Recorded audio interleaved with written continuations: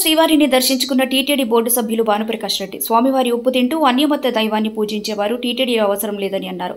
నిన్న ఏఈఓ రాజశేఖరరావు అనే ఉద్యోగిని సస్పెండ్ చేశారు. టీటీడీ ఉద్యోగుల ప్రతి ఇంటిని తనిఖీ చేయాలని అన్నారు.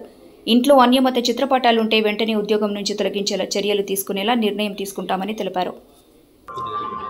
వెంకటేశ్వర స్వామి దగ్గర జీతం తీసుకుంటూ వెంకటేశ్వర స్వామి ఉప్పు తింటూ స్వామివారి హారతి తీసుకోరు, స్వామివారి ప్రసాదం తీసుకొని కొందరు టీటీడీ ఉద్యోగస్తులు పేర్లేమో రాముడు ఉంటుంది, కృష్ణుడు ఉంటుంది, ప్రార్థించేదేమో యేసుని ప్రార్థించే వాళ్ళు దయచేసి టీటీడీ సంస్థలో పనిచేయాల్సిన అవసరం లేదు. నిన్ననే ఒక ఏఈఓని రాజశేఖర్ బాబుని సస్పెండ్ చేయడం జరిగింది.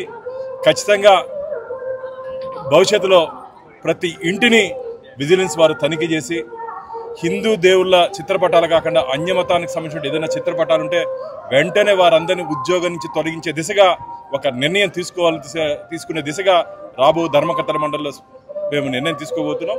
ఇది మంచిది కాదు. ఆ దేవుడి మీద ప్రేమ ఉంటే ఆ దేవుడి దగ్గర ఉండండి, మా దేవుడి దగ్గరికి రావద్దండి, మన దేవుడు వెంకటేశ్వర స్వామి దగ్గర రావద్దండి. ఇది చాలా ఖచ్చితంగా చెప్తున్నాం.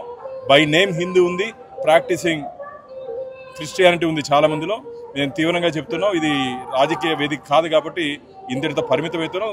పరిణామాలు మాత్రం చాలా తీవ్రంగా ఉండబోతే దయచేసి ఉద్యోగస్తులు అలాంటి వాళ్ళు ఉంటే వెంటనే మీరైనా స్వచ్ఛందంగా వెళ్ళిపోండి, లేకపోతే మేము ఐడెంటిఫై చేస్తే అందరినీ రాబో రోజులు ఇంటికి పంపించే గడియలు దగ్గరలోనే ఉన్నాయి. పాతాళ మండపం దగ్గర శిథిలావస్థకు చేరుకున్నటువంటి ప్రాచీన కట్టడం తిరిగి ఆర్కియాలజీ సర్వే ఆఫ్ ఇండియా సంబంధించిన అధికారులు వచ్చి దాన్ని పరిశీలించడం జరిగింది. దాన్ని ప్రాచీన కాలంలో ఏ విధంగా ఉందో అలాగే పునర్నిర్మాణం చేసే దిశగా మేము ప్రయత్నం చేస్తున్నాం. గతంలో ఇక్కడ పార్వతీ మండపాన్ని ఇంకా కొన్ని వందల సంవత్సరాలు ఉండాల్సినటువంటి ఆ చరిత్రని గత పాలకులు దాన్ని విధ్వంసం చేశారు. దాన్ని కూడా పునర్నిర్మించే దిశగా మేము ప్రయత్నం చేయబోతున్నాం.